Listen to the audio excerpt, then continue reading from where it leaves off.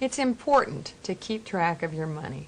Now, when I was a kid, I thought that as long as your checkbook had checks, you had money in your account. My Uncle Bob still lives that way. It wasn't for my Aunt Maggie. Anyway, you have Quicken accounts for keeping track of your real-world accounts, checking, savings, credit cards, and so on. Now we'll show you how to set up an account. If you've already installed, you're at home base. If you're a new user, just installing Quicken, it prompts you to set up an account as part of the installation. We'll show you how to set up a checking account. It's similar to new user setup, and we'll explain important differences along the way. Of course, I've already set up a number of accounts, and I've been using them for quite a while, but you'll see how to get one started. From home base, we open the Feature Explorer. The Feature Explorer groups related features together, each group with its own tab. In the Handy Features group, we click on the first feature, Create New Account. We get a choice of account types. We'll select Checking. When we do, Checking Account Setup displays. If you're just installing Quicken, your new user setup screen is almost identical to this.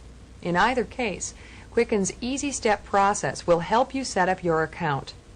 When Quicken displays a box asking you for information, it's called a dialog box. This dialog box has tabs for each section of the setup. Cancel and Help buttons, and a Next button to move ahead. We click on Next and we move to the Account tab. Quicken asks for account information. The bottom of the box shows how many pages are in this tab, with the current page highlighted. We enter the account name.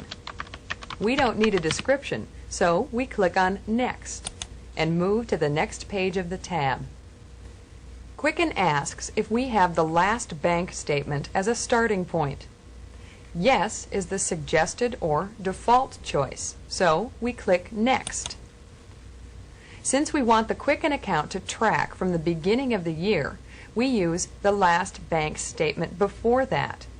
We type the statement date in the text box or field. To move between fields, we press the Tab key. We type the ending balance from the statement. In case you're curious about these calendar and calculator buttons, we'll use them later. We can often select the default button on the screen by pressing Enter, which we do here to choose Next.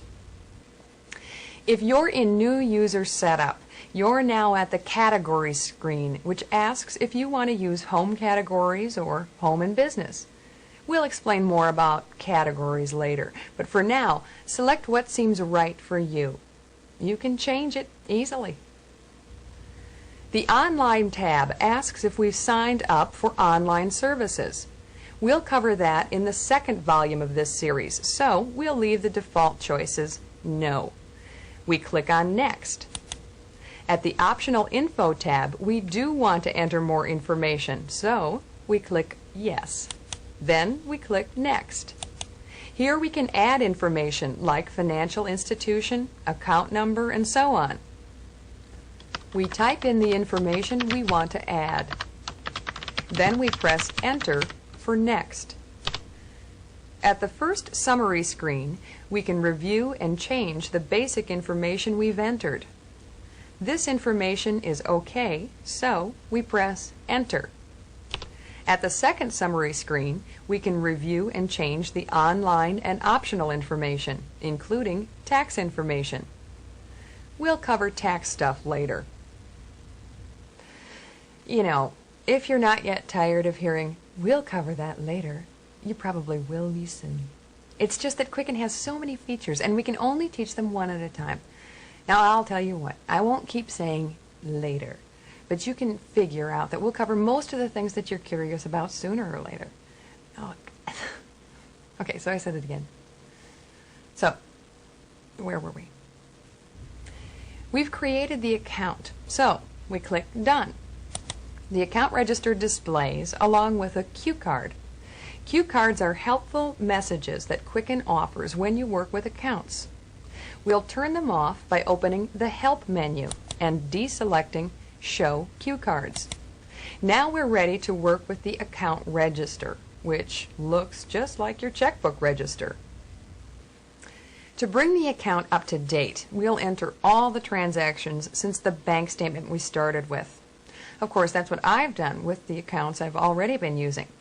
We'll show you how to enter transactions in another topic.